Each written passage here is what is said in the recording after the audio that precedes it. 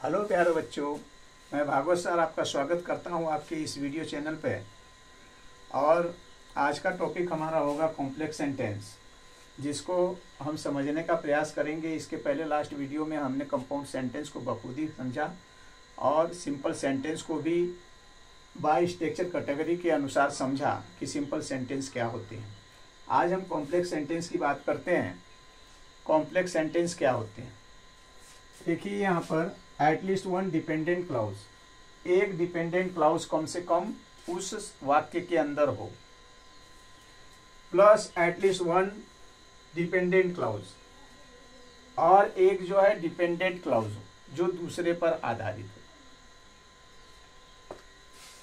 Beginning with a subordinate conjunction, जो subordinate conjunction से जुड़ते हो, ऐसे सेंटेंस को कॉम्प्लेक्स सेंटेंस कहते हैं। फिर से एक बार रिपीट करता हूं।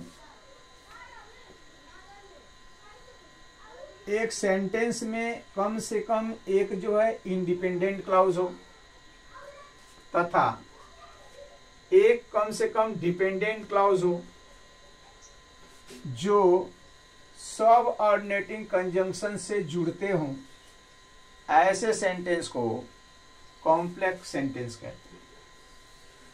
आइए हम एग्जाम्पल के द्वारा समझने का प्रयास करते हैं। पहला एग्जाम्पल है when I reached school I met him. जब मैं स्कूल पहुंचा मैं उससे मिला। मैं उससे मिला, यह जो है इंडिपेंडेंट क्लाउज है, और जब मैं स्कूल पहुंचा यह जो है डिपेंडेंट क्लाउज है। क्यों? कि इस क्लाउज को बोलने से हमें ऐसा प्रतीत होता है कि आगे कुछ वाक्यांश छूटा हुआ है। आपके सामने भी कहा जाए कि जब मैं स्कूल पहुंचा, तो आप ध्यान से देखेंगे, सोचेंगे सर कुछ और कहने वाले। जब मैं स्कूल पहुंचा तो क्या, तो इसलिए ये जो क्लाउज है ये कैसा क्लाउज है? डिपेंडेंट क्लाउज है। किस पर डिपेंड है? आगे वाले क्लाउज के ऊपर। जब इस क्लाउज को लिख देने पे तब जो है इस सेंटेंस का अर्थ पता चले। दूसरा सेंटेंस देखिए, इफ यू ओबे मी टुडे, यदि तुम मेरी आज्ञा का पालन करते हो, I will give you some chocolates, मैं तुम्हें कुछ चॉकलेट दूंगा, and I will play with you, और तुम्हारे साथ खेलूंगा। इसमें 3 क्लाउज है। अब 3 क्लाउज में पहला क्लाउज है इफ यू ओबे मी टुडे, यदि तुम मुझसे मेरी आज्ञा का पालन करते हो। तो यहां ऐसा लग रहा है कुछ आगे बोलना है, इसलिए ये डिपेंडेंट क्लाउज है। दूसरे सेंटेंस को देखिए, I will give you some chocolates, मैं तुम्हें कुछ चॉकलेट दूंगा। पूर्ण रूपेण से ये इंडिपेंडेंट क्लाउज है। अगला क्लाउज देखिए, I will play with you, मैं तुम्हारे साथ खेलूंगा। डिपेंडेंट है कि इंडिपेंडेंट है? कौन कंफर्म करेगा? तो कंफर्म करेगा एंड कंफर्म करेगा। एंड जो है ये कोऑर्डिनेट सेंटेंस है, कंपाउंड सेंटेंस को बनाता है। कंपाउंड सेंटेंस क्या होते हैं?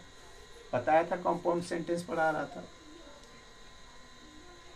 कम से कम 2 क्लाउज और दोनों आपस में इंडिपेंडेंट हो, एक दूसरे पर आधारित ना हो, उसका भी अर्थ निकलता हो, उसका भी अर्थ निकलता हो। तो यहां आपने देखा कंजंक्शन एंड से जुड़ा है, लेकिन ये पहला वाला कंजंक्शन, ये इफ जो है सबऑर्डिनेट कंजंक्शन होने के नाते यह वाक्य हमारा जो है कॉम्प्लेक्स की कैटेगरी में जाता है। एक एग्जांपल और लीजिए, they went to school even though it was raining. वे स्कूल गए हालांकि बरसात हो रही थी। तो यहां देखिए, even though it was raining, हालांकि बरसात हो रही थी, इतना वाक्यांश बोलने पर हमें ऐसा लगता है इसको पूर्ण करने के लिए कुछ और बोलना है। तो ये जो है डिपेंडेंट क्लाउज है। दे वेंट टू स्कूल, ये अपने आप में इंडिपेंडेंट क्लाउज है। इवन दाउ सबऑर्डिनेट कंजंक्शन है, तो जिसको भी सबऑर्डिनेट कंजंक्शन जोड़ता है वो कॉम्प्लेक्स कैटेगरी का सेंटेंस होता है। लास्ट एग्जांपल एक और देखिए, since I fond of reading, चूंकि मैं पढ़ने का शौकीन हूं, I should by this book, मुझे यह किताब खरीदनी चाहिए।